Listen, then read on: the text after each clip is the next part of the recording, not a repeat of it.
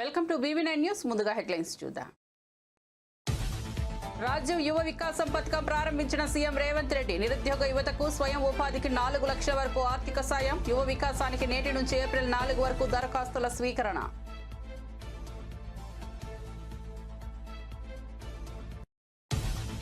కొనసాగుతున్న AP assembly సమావేశాలు. నేడు సభలో స్వర్ణాంధ్ర విజన్ పై లఘు చర్చ. 10 సూత్రాల ఆధారంగా విజన్ అమలు చేస్తున్నామన్న చంద్రబాబు.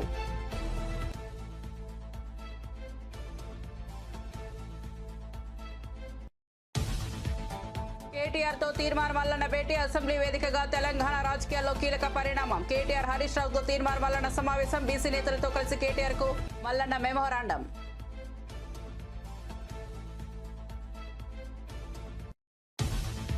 బీసీలకు విద్యా ఉద్యోగాల్లో 42% రిజర్వేషన్లు వచ్చినప్పుడే సంతోషిస్తారన్న హరీష్ రావు. స్థానిక సంస్థల్లో రిజర్వేషన్ల ఫలాలు అందినప్పుడు బీసీలు సంతోషిస్తారని వెల్లడి.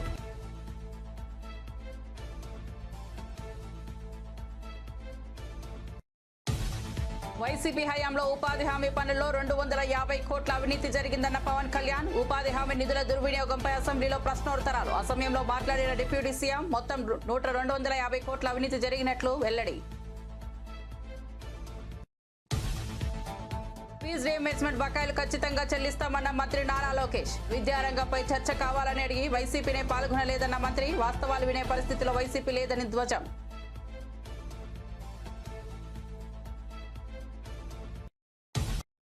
ఇక వార్త వివరాల్లోకి వెళ్తే, తెలుగు రాష్ట్రాల్లో ఒకే పేరుపై యూనివర్సిటీలు సంస్థలు ఉంటే పరిపాలనాపరమైన సమస్యలు ఉత్పన్నమయ్యే అవకాశం ఉందని తెలంగాణ సీఎం రేవంత్ రెడ్డి అన్నారు.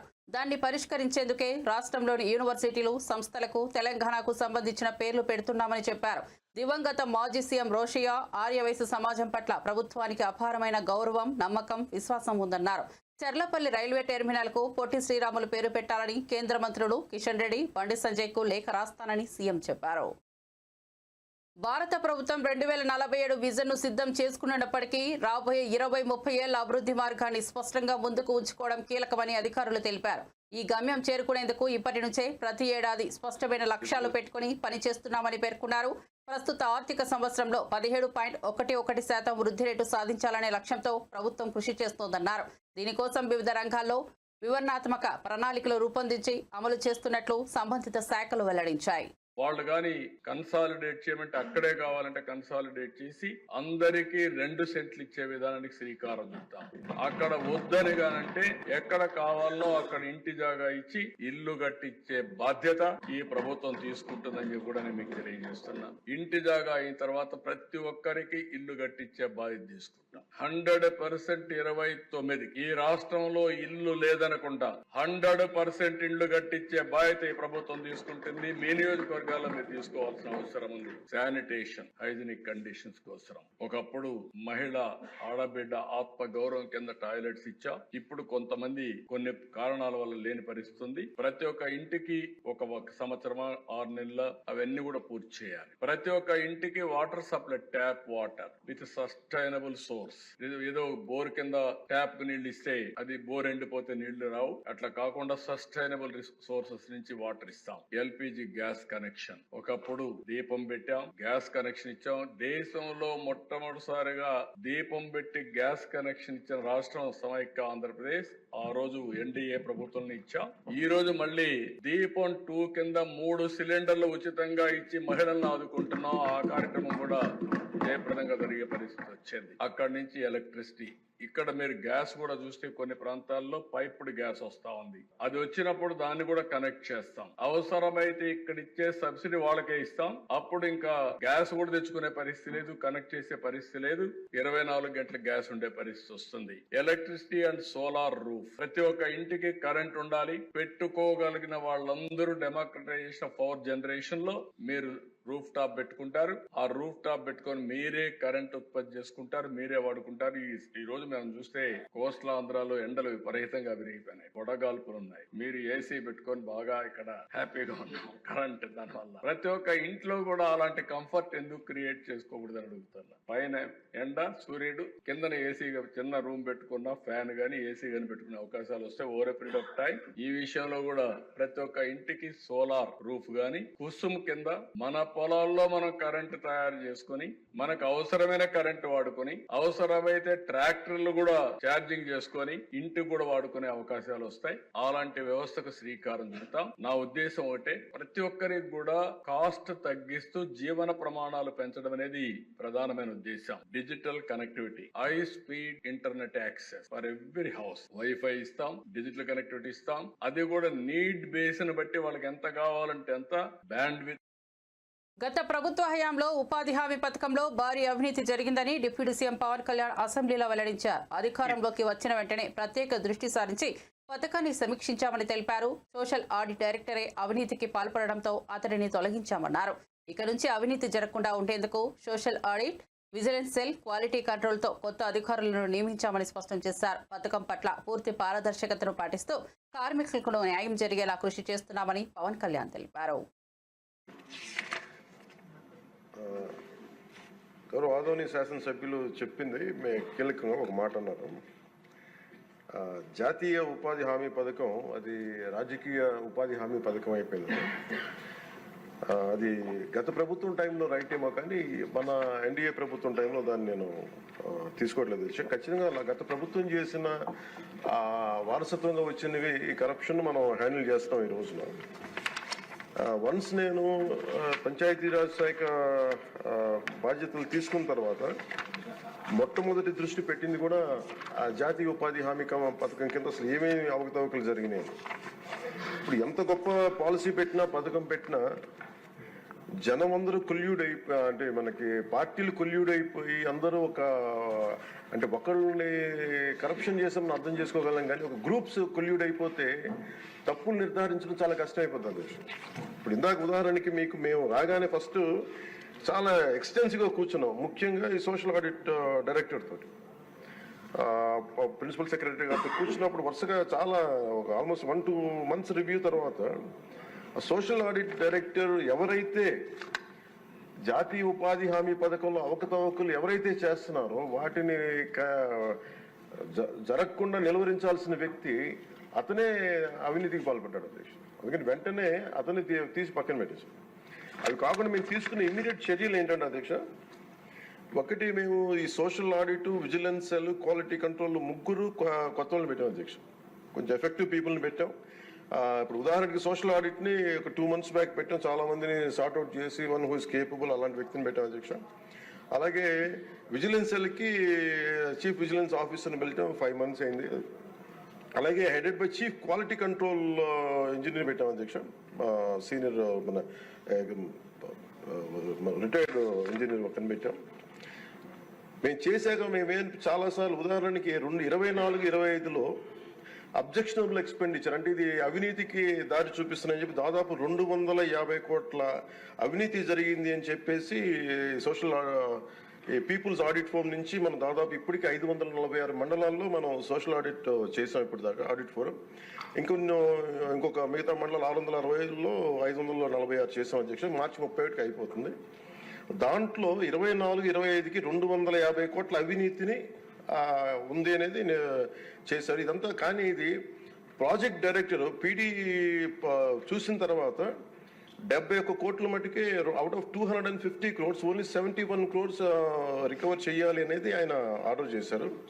దేనికంటే గౌరవ సభ్యులందరూ చెప్తున్న దాంట్లో మనకు అవినీతి జరిగిందని తెలుసు. అక్కడ అందరూ మస్తర్లో ఫాల్స్గా చేశారు, పనులు చేయకుండా రిజిస్టర్ చేసుకున్నారు, లేదంటే జేసీబీలు పెట్టి చేశారు, ఇవన్నీ ఉంటాయి. కానీ ఎక్కడా కూడా ప్రూఫ్కి దొరకలేదు. సో దానివల్ల just lack of evidence only out of 250 crores only we could recover, అంటే రికవరీకి ఆదేశం చేసింది 71 కోట్లు. జర్నలిస్టులను అక్రమంగా జైలుకు పంపడమే ఇందిరమ్మ రాజ్యమా అంటూ బీఆర్ఎస్ వర్కింగ్ ప్రెసిడెంట్ కేటీఆర్ ప్రభుత్వంపై తీవ్ర స్థాయిలో విమర్శలు చేశారు. ప్రజలను మోసం చేసి 420 హామీలతో అధికారంలోకి వచ్చిన కాంగ్రెస్ పార్టీపై అసహనం పెరుగుతోందని తెలిపారు. యూట్యూబ్ జర్నలిస్టులపై కేసులు పెట్టి దాడులు చేయడం ప్రజాస్వామ్య హక్కులకు భంగం కలిగించడం అని మండిపడ్డారు. ప్రజల ఆక్రోశాన్ని అణిచివేయాలని రేవంత్ రెడ్డి ప్రయత్నిస్తున్నారని, ప్రభుత్వంపై ప్రజల్లో పెరుగుతున్న అసంతృప్తిని అరికట్టేందుకు మీడియాపై ఉక్కుపాదం మోపుతున్నారని ఆరోపించారు. మోసం చేసి వచ్చింది రేవంత్ రెడ్డి కాంగ్రెస్ పార్టీ అరిచేతిలో వైకుంఠం చూపెట్టి 6 గ్యారంటీలు 100 రోజులోని అడ్డమైన మాటలు చెప్పి 420 హామీలు ఇచ్చి గద్దెనెక్కిండ్రు అనే మాట ఒక్కరు కాదు, రాష్ట్రంలోని ప్రతి ఒక్కరూ మాట్లాడుతున్నారు. సరే, భాష కొన్ని సందర్భాల్లో కొంతమందికి కడుపు మండి పంట ఎండి గట్టిగా వచ్చిండొచ్చు. అక్కడక్కడ ముఖ్యమంత్రి గారికి ఇట్లా మాట్లాడితేనే అర్థమవుతుందని చెప్పి కూడా, ఎందుకంటే ఆయన బజారు భాష మాట్లాడుతున్నాడు కాబట్టి అదే భాషలో మాట్లాడితేనే ఆయనకు అర్థమవుతుందని చెప్పి కొంతమంది గట్టిగా మాట్లాడుతుండొచ్చు. కానీ నేను ఇవాళ రాహుల్ గాంధీ గారు, ఏ రాహుల్ గాంధీ గారు అయితే తెల్లారు లేస్తే ఒక రాజ్యాంగం పుస్తకాన్ని పట్టుకొని ఆయన ఏదో రాజ్యాంగ రక్షకుడిలాగా మొహబ్బత్ కి దుకాన్ అని ఏదైతే పెద్ద పెద్ద మాటలు చెప్తా ఉంటారో ఆయనను అడుగుతా ఉన్నా, ఇదేనా మీరు చెప్పిన ఇందిరమ్మ రాజ్యం? ఇదేనా మీరు చెప్పిన మొహబ్బత్ కి దుకాన్? జనం తిడితే, జనం ఆక్రోశిస్తే, జనం గట్టిగా మాట్లాడితే జర్నలిస్టులను జైల్లో పెడతారా? జనం గట్టిగా మిమ్మల్ని నిరసిస్తే, జనం గట్టిగా మీ మీద గొంతు విప్పితే దాన్ని చూపెట్టిన పాపానికి ఇవాళ జర్నలిస్టులను జైలుకు పంపుతారా? ఒకరు ఇద్దరు కాదు, ఇప్పటికీ రేవంత్ రెడ్డి గారి ప్రభుత్వం వచ్చిన తర్వాత ఈ రాష్ట్రంలో ఒకరిద్దరు కాదు, సిద్దిరెడ్డి శ్రీనివాస్ రెడ్డి, గౌతమ్ పోతగోని, ఆకుల శ్రీనివాస్ రెడ్డి, శంకర్ గౌడ్, యారా రంజిత్ రెడ్డి, రాజ్ కుమార్ నాయక్, సరితా యాదవ్, విజయారెడ్డి, రేవతి, తన్వి యాదవ్, శివారెడ్డి. అయితే వీళ్ళ మీద దాడులన్నా జరిగినాయి, లేదా వీళ్ళందరినీ కూడా జైలుకి పంపించారు. అంటే ఇంత నికృష్టంగా కేవలం ప్రభుత్వం మీద ఉన్న అసహనం ఏదైతే ప్రజల్లో ఉందో, ప్రభుత్వం మీద ఉన్న అభిప్రాయం ఏదైతే ప్రజల్లో ఉందో, దాన్ని అక్కడ మెయిన్ స్ట్రీమ్ మీడియా పట్టించుకోవట్లేదు కాబట్టి, ప్రధాన మీడియాని రేవంత్ రెడ్డి గారు మేనేజ్ చేస్తున్నారు కాబట్టి, వాళ్ళు చూపెడతలేరు కాబట్టి, ప్రజలు ప్రత్యామ్నాయ మీడియా అయిన డిజిటల్ మీడియాలో తమ ఆక్రోశాన్ని వెలగక్కితే, రేవంత్ రెడ్డి భాషలోనే రేవంత్ రెడ్డికి ఆయన స్థానాన్ని గుర్తు చేస్తే, ఇవాళ ఈ రకంగా మాట్లాడడం అనేది, ఈ రకంగా జర్నలిస్టులను జైల్లో పెట్టడం అనేది ఎంతవరకు మంచిదో ఆయన కూడా ఆలోచించుకోవాలి. ఎందుకంటే ఈరోజు వీళ్ళకి జరిగింది రేపు తప్పకుండా కాంగ్రెస్ నాయకులు, కాంగ్రెస్ కార్యకర్తలకు కూడా జరుగుతుంది. ఎందుకంటే ఇవాళ మీరు కొత్త కొత్త తరహా విధానాలు పరిచయం చేస్తా ఉన్నారు. మీరే చెప్పారు 6 గ్యారంటీలతో పాటు 7వ గ్యారంటీ ప్రజాస్వామ్యం, ఇది ప్రజాపాలన, ఎవరైనా మాట్లాడొచ్చు, ఎవరైనా నిరసన చెప్పొచ్చు అని పెద్ద పెద్ద మాటలు చెప్పిందే రేవంత్ రెడ్డి గారు. కానీ ఈరోజు ప్రజలు గొంతు విప్పితే తట్టుకోలేకపోతా ఉన్నారు, కనీసం వాళ్ళ ఆవేదనని అర్థం చేసుకునే ప్రయత్నం కూడా చేసుకోలేకపోతా ఉన్నారు. నేను ఇంకొక మాట, శాసన మండలిలో వైఎస్ఆర్సీపీ హయాంలో జరిగిన అక్రమాలపై చర్చ సందర్భంగా వైఎస్ఆర్సీపీ ఎమ్మెల్సీలు వాకౌట్ చేయడాన్ని మంత్రి నారా లోకేష్ తీవ్రంగా తప్పుపట్టారు. అక్రమాలు బయటపడతాయనే భయంతోనే వారు చర్చకు దూరమయ్యారని విమర్శించారు. గత 5 ఏళ్లలో వైఎస్ఆర్సీపీ నేతలు చేయని దందా లేదని, ప్రభుత్వ నిధులను దుర్వినియోగం చేసిన పద్ధతులు ఒక్కొక్కటిగా బయటకు వస్తున్నాయని పేర్కొన్నారు. ప్రజాధనం దోచుకున్న వారి విషయంలో కఠిన చర్యలు తప్పవని హెచ్చరించారు. సభలో చర్చించేందుకు సిద్ధంగా ఉంటే వైఎస్ఆర్సీపీ మాత్రం అసలు సమాధానం చెప్పలేక తప్పించుకుంటోందని ఆరోపించారు. అవినీతికి పాల్పడ్డ వారిని వదిలేది లేదని, ప్రభుత్వం 1,00,000 కారణాలు చెప్పినా అవినీతి వ్యవహారాల్లో ముద్దహెలుగా నిలిచిన వారిపై విచారణ జరిపిస్తామని స్పష్టం చేశారు. చెప్పినట్లు 2016లో ఆనాటి ప్రభుత్వం ప్రైవేట్ యూనివర్సిటీస్ ఎస్టాబ్లిష్మెంట్ కోసం ప్రత్యేక చట్టం తీసుకొస్తాం జరిగింది అధ్యక్ష. దాంట్లో భాగంగా మీరు చూస్తే విట్ ఎస్ఆర్ఎం, సెంచూరియన్ యూనివర్సిటీ, క్రియా యూనివర్సిటీ కూడా ఆంధ్ర రాష్ట్రానికి వస్తాం జరిగింది అధ్యక్ష. విట్ ఎస్ఆర్ఎం ఇక్కడ అమరావతిలో వస్తే, సెంచూరియన్ యూనివర్సిటీ ఏకంగా ఉత్తరాంధ్ర విజయనగరంలో వచ్చింది, క్రియా యూనివర్సిటీ నెల్లూరు జిల్లాలో వస్తాం జరిగింది. అంటే అభివృద్ధి వికేంద్రీకరణకి ఆనాడు కూడా మేము కట్టుబడి ఉన్నాం, చేసి చూపించే విధంగా ఇది ఒక ఉదాహరణ అధ్యక్ష. దాని తర్వాత గత ప్రభుత్వం దాదాపు 5 సార్లు ఈ చట్టాన్ని సవరణ చేస్తాం జరిగింది. దాంట్లో భాగంగా బ్రౌన్ ఫీల్డ్ యూనివర్సిటీస్ కి ఎక్కువ ప్రాధాన్యత ఇచ్చే దిశగా గత ప్రభుత్వం చేసింది అధ్యక్ష. దాంట్లో మీరు చూస్తే బ్రౌన్ ఫీల్డ్ యూనివర్సిటీస్ లో కూడా ఒక 4 యూనివర్సిటీస్ బ్రౌన్ ఫీల్డ్ యూనివర్సిటీస్ అంటే Mohan Babu university, Hanumachari university, Godavari global university, Aditya university, ఈ 4 యూనివర్సిటీస్ కూడా బ్రౌన్ ఫీల్డ్ యూనివర్సిటీ కింద వస్తాం జరిగింది అధ్యక్ష. కానీ అధ్యక్ష మీరు చూస్తే ఈ యాక్ట్ లో చేసిన సవరణల వల్ల ఇంకా ఆంధ్ర రాష్ట్రంలో గ్రీన్ ఫీల్డ్ ప్రైవేట్ యూనివర్సిటీస్ రాకుండా ఉంది అధ్యక్ష. అంటే ఇది ఎందుకు చెప్తున్నానంటే ఈ యాక్ట్ యూజీసీ రెగ్యులేషన్స్ కి విరుద్ధంగా ఉంది. నేను కొంచెం వివరాలు చెప్తాను. ప్రధానమైనది ఏంటంటే ఈ యాక్ట్ లో ఏం చెప్పారంటే compulsory joint certification of degrees అనేది మ్యాండేటరీగా పెట్టారు. సో దాంతో ఏమవుతుందంటే అధ్యక్ష minimum 30% of the course foreign universities తో టైప్ అయిన యూనివర్సిటీలో 30% అక్కడికి వెళ్ళి చదవాలని ఉంది అధ్యక్ష. కానీ యూజీసీ ఏం చెప్తుందంటే ఒకవేళ ఒప్పందం చేయాలంటే కంపల్సరీగా నాక్ అక్రెడిటేషన్ ఉండాలి. ఆ ఇన్స్టిట్యూషన్స్ కి మినిమం 2 గ్రాడ్యుయేటింగ్ బ్యాచెస్ అన్నా లేదా 6 సంవత్సరాలు ఆఫ్ ఎగ్జిస్టెన్స్ ఉండాలి. అదే విధంగా కనీసం 1000+ పబ్లికేషన్స్ చేసి ఉండాలి. QS వరల్డ్ ర్యాంకింగ్స్ లో institutions must have at least 3 graduating batches అని, NIRF ర్యాంకింగ్స్ వచ్చేగల కనీసం 3 గ్రాడ్యుయేటింగ్ బ్యాచెస్ ఉండాలని యూజీసీ చెప్తుంది. అంటే మనం చేసిన చట్టాలు యూజీసీకి కాంట్రడిక్టరీగా ఉండటం వల్ల మనకి ప్రైవేట్ రంగంలో విశ్వవిద్యాలయాలు రాకుండా పోయినాయి అధ్యక్ష. మనం చూస్తే మన జరిగిన ఎడ్యుకేషన్ దానిపైన కూడా మనం డిస్కస్. తెలంగాణ ప్రభుత్వం శ్రీశైలం ప్రాజెక్టులో నీటి మట్టం 798 అడుగులకు చేరగానే విద్యుత్ ఉత్పత్తి ప్రారంభిస్తోందని, 800 అడుగులకు చేరుకున్న వెంటనే నీటి వినియోగం కొనసాగిస్తోందని మాజీ మంత్రి వైఎస్ఆర్సీపీ నేత కాకాని గోవర్ధన్ రెడ్డి ఆరోపించారు.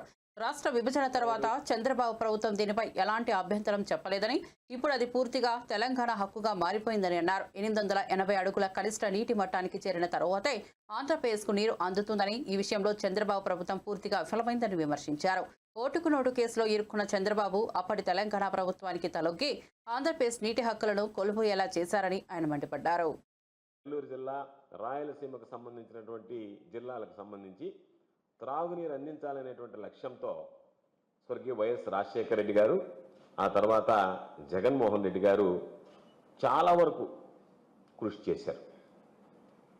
అటువంటి పరిస్థితుల్లో వాళ్ళు చేసినటువంటి దాన్ని రైతులందరూ అభినందించేటువంటి పరిస్థితి.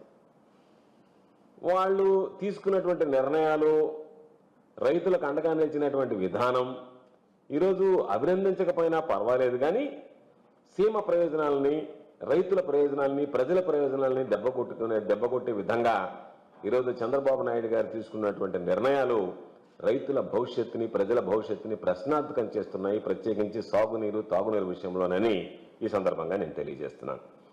ఎందుకంటే ఈరోజు రైతుల కష్టాలు రెట్టిపోతున్నాయి.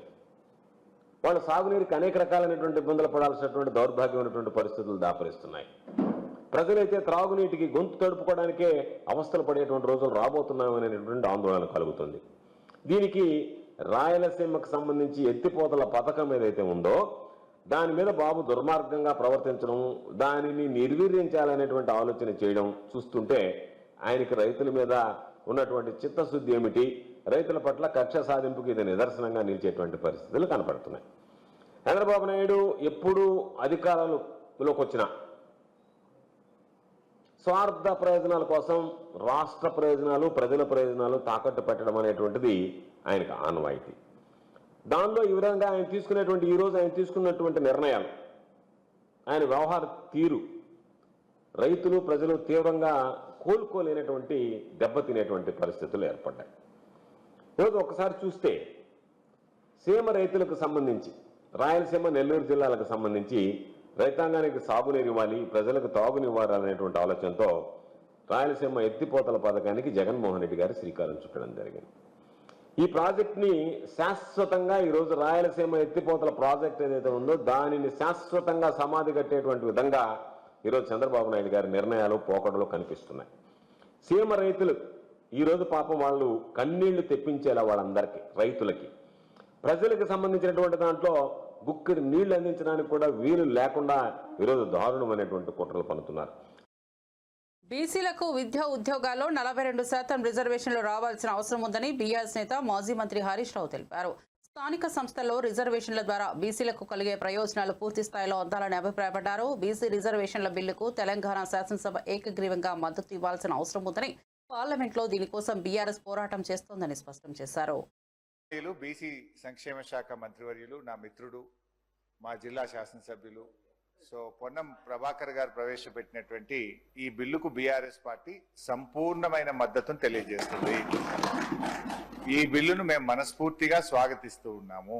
అయితే ఈ బిల్లు ఎప్పుడు నిజంగా బీసీ వర్గాలు సంతోషపడతాయంటే, బీసీ వర్గాలకు విద్యా ఉద్యోగాల్లో 42% రిజర్వేషన్ వచ్చినాడు, బీసీ వర్గాలకు స్థానిక సంస్థల్లో పట్టణ మరియు గ్రామీణ ప్రాంతంలో 42% రిజర్వేషన్ ఫలాలు వారికి పూర్తిగా అందినప్పుడు ఆ వర్గాలు చాలా సంతోషపడతాయి. అవి అందాలని కోరుకుంటున్నాం. అవి అందే ప్రక్రియలో రాష్ట్ర శాసనసభ ఏకగ్రీవ తీర్మానం చేయడంతో పాటు రేపు కేంద్రంలో పార్లమెంట్ లో పోరాటానికి కూడా బీఆర్ఎస్ పార్టీ కలిసి వస్తుంది. మాకున్న 4 రాజ్యసభ సభ్యులు కూడా ఏకగ్రీవంగా ఈ బిల్లుకు మద్దతు ఇస్తూ మేము ఓటేస్తాం. అయితే ఈ బిల్లు పాస్ కావాలంటే ఏం కావాలి అధ్యక్ష? రాహుల్ గాంధీ గారు ఇలా ప్రధాన ప్రతిపక్ష నాయకుడు, 100 మంది ఎంపీలు ఉన్నారు. వారు మరి ఈ బిల్లు మీద ఒత్తిడి తేవడానికి పార్లమెంట్ లో వారు కృషి చేయాల్సినటువంటి అవసరం ఉంది. దానికోసం వారిని గట్టిగా రాహుల్ గాంధీ గారు ఇలా పూనుకోవాల్సినటువంటి అవసరం ఉంది. అయితే మా మిత్రులు పొన్నం ప్రభాకర్ గారు మేమేదో మిస్గైడ్ చేస్తున్నాం అనేటువంటి మాట మాట్లాడినరు. అది కరెక్ట్ కాదు. ఈ బిల్లు విషయంలో రాష్ట్ర శాసనసభలో గతంలో కేసీఆర్ గారు ఉన్నప్పుడు కూడా అధ్యక్ష మేము మార్కెట్ కమిటీ చైర్మన్లలో డైరెక్టర్లలో బీసీలకు 50% రిజర్వేషన్ తెచ్చింది బీఆర్ఎస్ పార్టీ.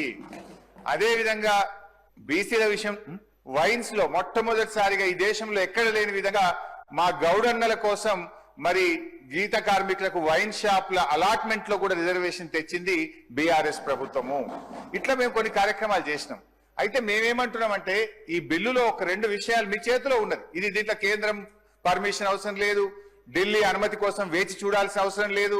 రేపో మాపో బడ్జెట్ పెడుతున్నాం కనుక మేము ఈ బిల్లులో 3 అంశాలు మా గంగుల కమలాకర్ అన్న చెప్పినటువంటి విషయాల్లో ఇందులో మనం పెద్ద బేసిజాలకు పోవాల్సిన అవసరం లేదు.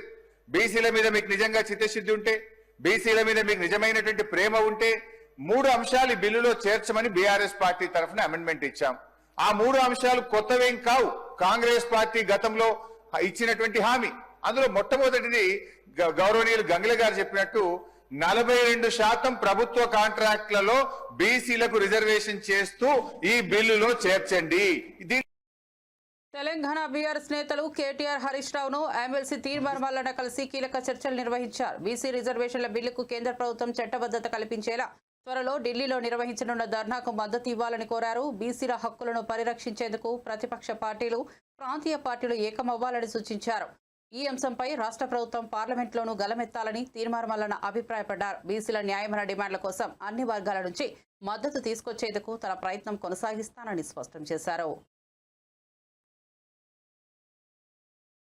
తెలంగాణ ప్రభుత్వం ప్రజాస్వామ్యాన్ని అణగదొక్కుతోందని ఎమ్మెల్యే సునీత లక్ష్మారెడ్డి ఆరోపించారు. ప్రజాపాలన అంటూ ప్రజల సమస్యలను వెలుగులోకి తీసుకొస్తే అక్రమ అరెస్టులు చేస్తున్నారని విమర్శించారు. తెల్లవారుజామున 40 మంది పోలీసులు వెళ్లి మహిళా జర్నలిస్టులను కిడ్నాప్ చేసినట్లుగా అరెస్టు చేయడం దుర్మార్గమని తెలిపారు. రాష్ట్రంలోని మహిళలను గౌరవించడం ముఖ్యమంత్రి రేవంత్ రెడ్డి నేర్చుకోవాలని హెచ్చరించారు.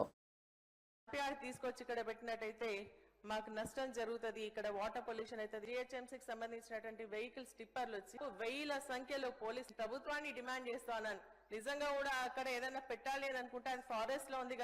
మరి లేదంటే అక్కడ ల్యాండ్ పట్టాదారులు చాలా మంది అక్కడ పక్కనంతా కూడా కబ్జాలో ఉన్నారు. లేదంటే వాళ్ళకన్నా ఇవ్వండి, కానీ ఇక్కడ డంప్ యార్డ్ తీసుకొచ్చేయడం వల్ల అన్యాయం జరుగుతుందని చెప్పేసి నేను తెలియజేస్తా ఉన్నాను అధ్యక్ష. కాబట్టి అది 144 సెక్షన్ పెట్టడం జరిగింది అధ్యక్ష. ఎంత అవసరం ఏముంది అధ్యక్ష నాకు అర్థం కావట్లేదు. రైతులకి సంబంధించి ప్రొటెస్ట్ చేసుకునేటువంటి అవకాశం కూడా కల్పిస్తలేరు. ఫిబ్రవరి 4th నుంచి ఇప్పటి వరకు కూడా అక్కడ ఉన్నటువంటి వాళ్ళంతా కూడా 2 కొండల మధ్యలో ఉంది. మరి అదేవిధంగా బ్యూటిఫికేషన్ చేస్తే బాగుంటుందని చెప్పేసి మేము ఆల్రెడీ ప్రభుత్వానికి కూడా నివేదికను ఇవ్వడం జరిగింది, అదొక ప్రపోజల్ ఇవ్వడం జరిగింది అధ్యక్ష. కాబట్టి నేను మీ ద్వారా ప్రభుత్వానికి కోరుతా ఉన్నాను ఏంటంటే దీన్ని ఇమీడియట్ గా నిలిపేయాలి. ఎందుకంటే తెలంగాణ కౌన్సిల్ ఆవరణలో బీఆర్ఎస్ ఎమ్మెల్సీలు వినూత్న నిరసన చేపట్టారు. మిర్చి దండలు వేసుకుని రైతుల సమస్యలపై ప్రభుత్వాన్ని నిలదీశారు. మిర్చి రైతులకు 25,000 గిట్టుబాటు ధర కల్పించాలని డిమాండ్ చేశారు. గత సీజన్లో 4 లక్షల ఎకరాల్లో సాగైన మిర్చి ఈసారి ధరల క్షీణతతో 2.4 లక్షల ఎకరాలకు తగ్గిపోయిందని ఆందోళన వ్యక్తం చేశారు. నాఫెడ్, మార్క్ఫెడ్ ద్వారా మద్దతు ధర నిర్ణయించి ప్రభుత్వం మిర్చిని కొనుగోలు చేయాలని, అంతర్జాతీయ మార్కెట్కు ఎగుమతుల కోసం చర్యలు తీసుకోవాలని కోరారు. మిర్చిని ఆహార పంటల జాబితాలో చేర్చాలని విజ్ఞప్తి చేశారు.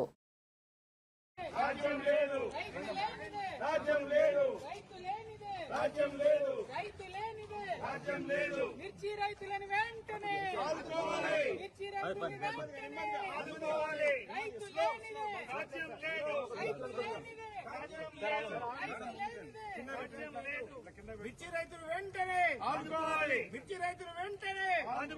మిర్చి రైతులు వెంటనే ఆదుకోవాలి. మిర్చి రైతులు వెంటనే ఆదుకోవాలి.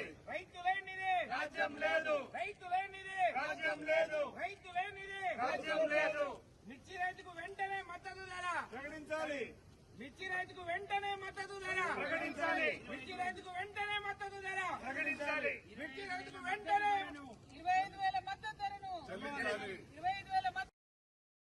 ఆంధ్రప్రదేశ్ శాసనసభ స్పీకర్ చింతకాయల అయ్యన్న పాత్రుడు కుటుంబ సభ్యులతో కలిసి తిరుమల శ్రీవారిని దర్శించుకున్నారు. రాష్ట్రం సుభిక్షంగా ఉండాలని, ప్రజలు సుఖ సంతోషాలతో జీవించాలనే ఉద్దేశంతో స్వామివారిని ప్రార్థించారు. టీటీడీ అధికారులు ఆయన్ని ఆలయంలో స్వాగతం పలికి దర్శన ఏర్పాట్లు చేశారు. అనంతరం రంగనాయకుల మండపంలో వేద పండితులు ఆశీర్వచనం అందించి తీర్థ ప్రసాదాలు అందజేశారు. ఈ సందర్భంగా అయ్యన్న పాత్రుడు మీడియాతో మాట్లాడుతూ రాష్ట్ర అభివృద్ధికి, ప్రజల సంక్షేమానికి శ్రీవారి ఆశీర్వాదం ఉండాలని కోరుకున్నానని తెలిపారు. టీటీడీ అధికారులు ప్రత్యేక దర్శన ఏర్పాట్లు చేశారు.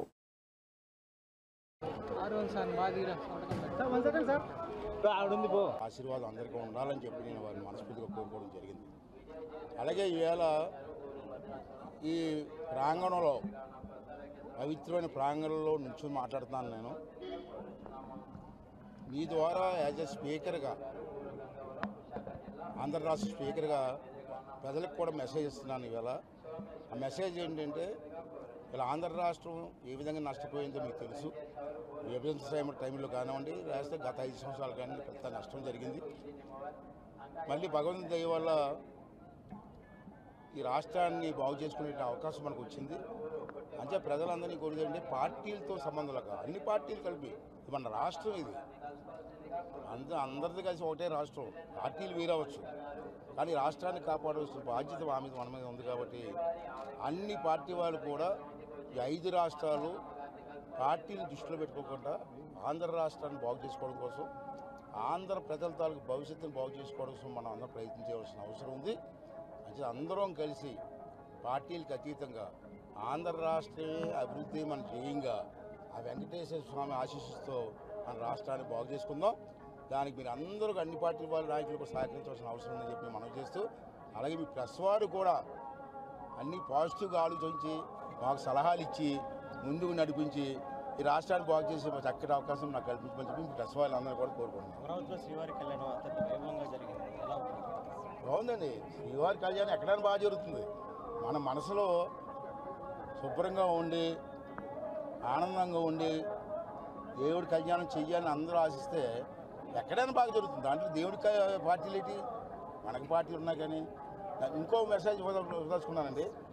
ఉగాది వస్తుంది మనకి, అమావాస్య మరుసటి రోజు ఉగాది. తెలుగువారికి ఉగాది పండగ, తెలుగువారి పండగ పవిత్రమైన పండగ. కానీ గత 5 సంవత్సరాల ఉగాది పండుగ ఎక్కడ చెయ్యలేదు. అంటే మీ ద్వారా పిలిపిస్తున్న ఆంధ్ర రాష్ట్రంలో సుమారు 14,000 పంచాయతీలు ఉన్నాయి. 14,000 పంచాయతీల్లో పార్టీలకు అతీతంగా అందరూ కలిసి ఉగాది పూజ చేయండి, శ్రావణ పంచాంగం చేయండి. ఈ నెల 14న విడుదలైన Court cinema super hit talk తెచ్చుకోదు. ఈ సందర్భంగా చిత్ర బృందం విశాఖపట్నంలో సందడి చేసింది. ప్రేక్షకుల స్పందన చూసి టీం ఆనందం వ్యక్తం చేసింది. ఈ ఈవెంట్లో నటుడు శివాజీ మాట్లాడుతూ నిజ జీవితంలో మంగపతిని చూశారంటూ ఆసక్తికర వ్యాఖ్యలు చేశారు. ఈ కార్యక్రమంలో ప్రియదర్శి, హర్ష్ రోషన్, శ్రీదేవి, శివాజీ తదితరులు పాల్గొన్నారు. ఇవి బులెటిన్ విశేషాలు. చూస్తూనే ఉండండి BB9 న్యూస్.